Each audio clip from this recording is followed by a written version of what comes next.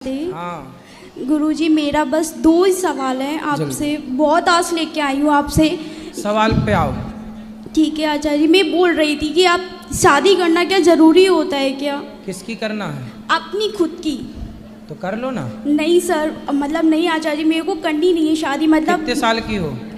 मैं 22 साल की हूँ। 22 साल की। हाँ तो शादी क्यों नहीं करनी? आचार्य जी, मैं ठाकुर जी में लीन रहती हूँ। मेरा मन केवल भगवान में लीन रहना रहता है और उनकी सेवा करना चाहती हूँ। और आप ये बता दीजिए, क्या गृहस्थ जीवन इतना ज़रूरी होता है क्या? वैसे ही आजकल लड़कियां कम हैं, लड़के बेचारे उनका ब्याह हो ही नहीं रहा है। एक का और हक मार के तुम और बैठना चाहती हो, बड़ा पाप लगेगा तुम्हें ऐसे में। नहीं आचार्य जी। इसलिए शादी करो और जिससे ब्याह हो उसी को परमेश्वर मानो। वही तो है। सीता मैया से बड़ी साधक हो क्या आप? नहीं आचार्य। सीता मैया ने भी विवाह करके गृहस्थी बसाई कि नहीं?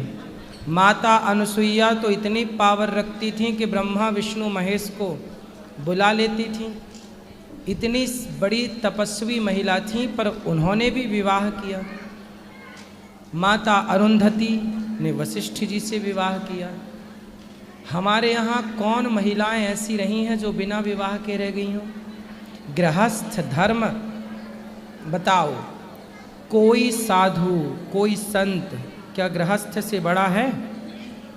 नहीं। यदि गृहस्थ सदाचार का पालन करे, सदाचार का पालन करे, तो बड़े बड़े साधु संत भी उन गृहस्थों को प्रणाम करते हैं जो गृहस्थ धर्म से, नियम से अपना जीवन गुजारते हैं।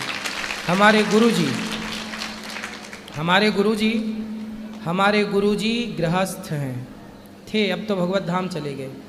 हमारे गुरुजी की पत्नी हैं, हमारी गुरु माता आज भी हैं। अभी हमारे गुरुजी पिछले वर्ष होली में भगवान के घर चले गए। वो गृहस्थ थे, लेकिन देखो हमारे पूज्य राजेंद्र दास जी है ना, इतने बड़े संत हैं, वो विरक्त संत हैं। लेकिन वो विरक्त संत हो करके हमारे गुरुजी जो गृहस्थ थे उनके पांव धो करके, पूज्य श्री मलुक पीठ वाले महाराज जी हमारे गुरुजी के पांव धो के पीते थे। जबकि मलुक पीठ वाले महाराज जी विरक्त संत हैं, वो साधु हैं, पर वो साधु एक गृहस्थ आचार्य के चरण धो के पी रहे हैं।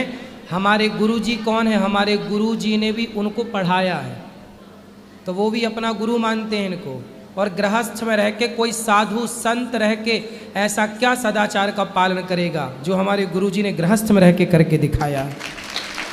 गृहस्थ में रह के जो आप कर सकती हो ना बेटा, वो साधु बन के कर सकता है कोई? गृहस्थ बेटा, साधु पैदा कहाँ होता है? गृहस्थ के घर में। भगवान अवतार कहाँ लेते हैं? गृहस्थ के घर में। दशरथ कौशल्या कौन थे? विरक्त थे कि गृहस्थ थे? देवकी वसुदेव विरक्त थे कि गृहस्थ थे? फिर गुरुजी, मेरा मन केवल भगवान में ही रहता है, ऐसा नहीं है कि मैंने कब कहा कि अपना मन भगवान से हटाओ? नहीं, भगवान में तो गृहस्थ के बाद भी लग सकता है ना। आपकी बात सही है, पर लेकिन जो सेवा होती है वो कैसे होगी फिर? अभी क्या सेवा करती हो? मैं बहुत बड़ा भक्त हो, फिर वो राष्ट्र की सेवा करे, ऐसी ना होता। सारे आप जैसे अच्छे लोग शादी ना करोगे तो क्या होगा फिर? बता। अब क्या विचार है आपका? सोचती हूँ आचार्य जी। सोच के बताना। आचार्य जी, दूसरा सवाल और है मेरा कि गुरु बनाना क्या ज़रूरी होता है क्या? मतलब भगवान में ऐसे नहीं, मतलब मैं ये कहना चाहती हूँ कि गुरु के बिना भगवान नहीं मिल सकते। स्कूल जाने की क्या ज़रूरत है? फिर घर बैठे बच्चे पढ़ लें। वो बात आपकी सही है, पर लेकिन मैं कहने का मतलब, मैं भी ये जानती हूँ कि राम जी ने भी गुरु बनाए थे, ठाकुर जी ने भी गुरु बनाए थे, सब गुरु बनाते, गुरु के बिना भगवान नहीं मिलती, ये सब बोलते हैं। और मैं लेकिन मैं ये बोलना चाहती हूँ कि गुरु के बिना हो नहीं सकता क्या कुछ भी? गुरु, अभी आपका गुरूर मिटा नहीं है। गुरूर मतलब घमंड। जब तक व्यक्ति का गुरूर होता है तब तक उसे गुरु नहीं मिलते। जब गुरूर टूटता है तब कोई गुरु का साक्षात्कार होता है। तो अभी आपका गुरूर तो इस बात का है ना। राधे राधे दोस्तों, कैसे हो आप सभी लोग। उम्मीद करते हैं कि आप सभी लोग बड़े खुश नसीब हैं कि आप सभी लोगों को सबसे पहले हमारे चैनल के माध्यम से पूज्य गुरुदेव श्री अनुरुद्धाचार्य जी महाराज जी के मुख से भागवत कथा को सुनने को मिलता है। जी हाँ दोस्तों, आप लोग सही सुन पा रहे हैं। हमारे चैनल के माध्यम से ही सबसे पहले आप लोगों को पूज्य गुरुदेव श्री अनुरुद्धाचार्य जी महाराज जी की प्रश्नोत्तरी सुनने को मिलती है, इसलिए आप सभी लोग इस चैनल को सब्सक्राइब कर लीजिए। और दोस्तों, इस वीडियो को भी अपने सभी दोस्तों के साथ शेयर कर दीजिए। जो भी दोस्त पूज्य गुरुदेव श्री अनुरुद्धाचार्य जी महाराज जी की प्रश्नोत्तरी को बहुत ही ज़्यादा सुनना और देखना पसंद करते हैं, जैसे कि आप सभी लोगों ने आज के इस वीडियो के माध्यम से देखा, जिसमें पूज्य गुरुदेव श्री अनुरुद्धाचार्य जी महाराज जी के गौरी गोपाल आश्रम में दोस्तों ये लड़की पहुंची है।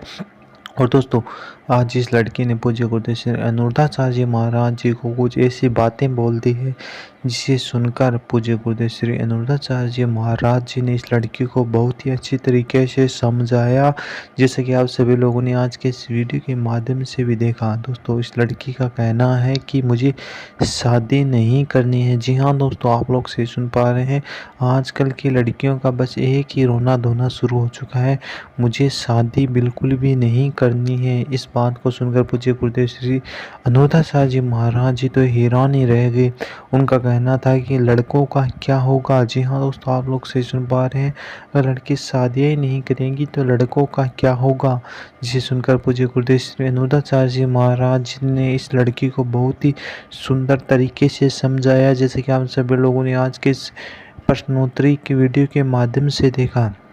दोस्तों, क्या आप लोग भी कभी पूज्य गुरुदेव श्री अनुरुद्धाचार्य जी महाराज जी के गौरी गोपाल आश्रम में गए हैं या नहीं, कमेंट कर ज़रूर बताएं, क्योंकि दोस्तों लाखों लोग अब पहुंच रहे हैं महाराज जी के गौरी गोपाल आश्रम में। इसलिए आप लोगों से भी बस एक छोटी सी रिक्वेस्ट है कि आप लोग भी कभी ना कभी पूज्य गुरुदेव श्री अनुरुद्धाचार्य जी महाराज जी के गौरी गोपाल आश्रम में जाएं तो उनके प्रश्न ज़रूर पूछें। और जो भी मन में प्रश्न पूछता है व्यक्ति, कैसा भी प्रश्न पूछे, पूज्य गुरुदेव श्री अनुरुद्धाचार्य जी महाराज जी बड़े ही सुंदर तरीके से उस व्यक्ति को समझाते हैं। दोस्तों, जो भी व्यक्ति पूज्य गुरुदेव श्री अनुरुद्धाचार्य जी महाराज जी के मुख से भागवत कथा भी सुनता है, वह व्यक्ति बहुत ही ज़्यादा खुशनसीब होता है। और दोस्तों, सभी दुख दर्द दूर हो जाते हैं जो भी महाराज जी के मुख से भागवत कथा गौरी गोपाल आश्रम में जाकर सुनता है। जी हाँ दोस्तों, आप लोग सही सुन पा रहे हैं। ऐसे ही पूज्य गुरुदेव श्री अनुरुद्धाचार्य जी महाराज जी की प्रश्नोत्तरियाँ देखने के लिए इस चैनल को सब्सक्राइब कर लीजिए। और दोस्तों, इस वीडियो को भी अपने सभी दोस्तों के साथ शेयर कर दीजिए।